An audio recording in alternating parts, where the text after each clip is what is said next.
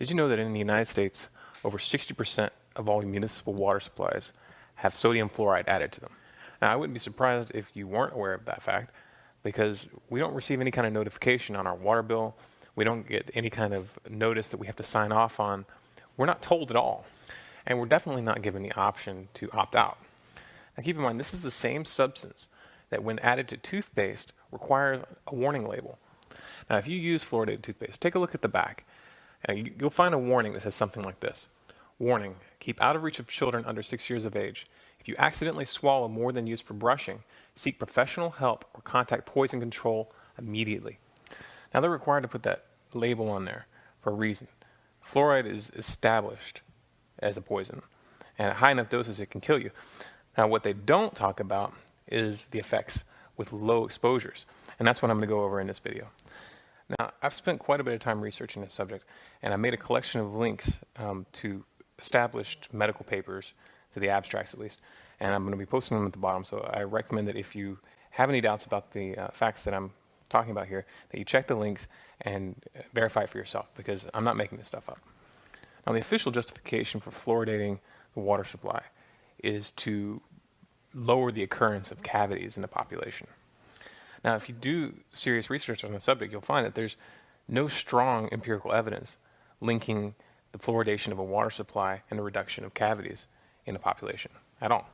However, there are studies showing the adverse effects of drinking that same fluoride over a long period of time. Now, before we go into any of the specifics, I want you to stop and think about it for a second yourself, just on a simple common sense level.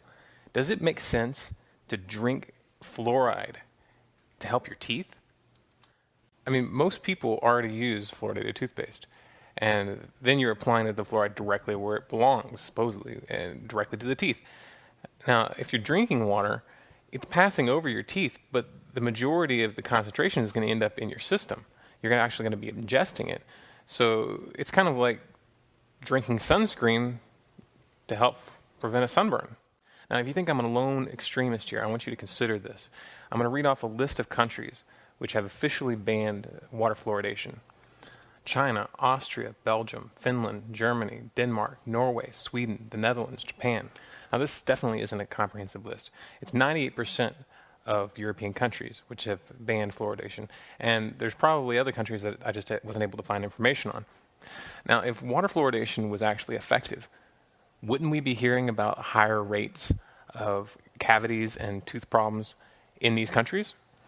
Now, there is an awful lot of pro-fluoridation propaganda out there, but they never talk about this. They never talk about the actual empirical evidence to back up their claims. They just act like it's already proven. Now, even if there was strong empirical evidence showing that fluoridating the water supply could actually reduce the cavities of the population, it still would not be worth it or ethical once you understand the biological effects of fluoride when it's ingested. Did you know that water fluoridation has been linked to higher rates of bone cancer, to higher rates of osteoarthritis, to repetitive stress injury?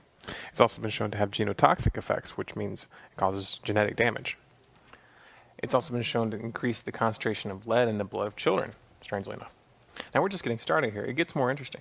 There's been studies, and I'm going to link to one of them below, that show that it causes significant damage to the reproductive system and can basically lead to infertility.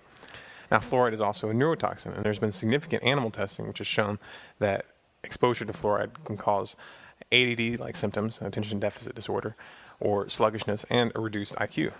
The reduction of IQ is also confirmed by studies done in China, where children who had been exposed environmentally through mining to sodium fluoride were compared to children in a town nearby which hadn't been exposed, and they found a significant point difference in the IQ of the children in the town that were exposed. Now, fluoride also has other more subtle effects on the brain as well.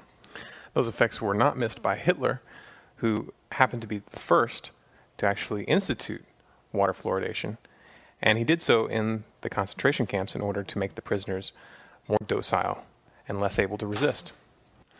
Now, as is often the case when I make this kind of videos, my intention here is not to be the end-all reference for this subject. If you care about your health, and if you care about the health of your family, then it's up to you to do the research.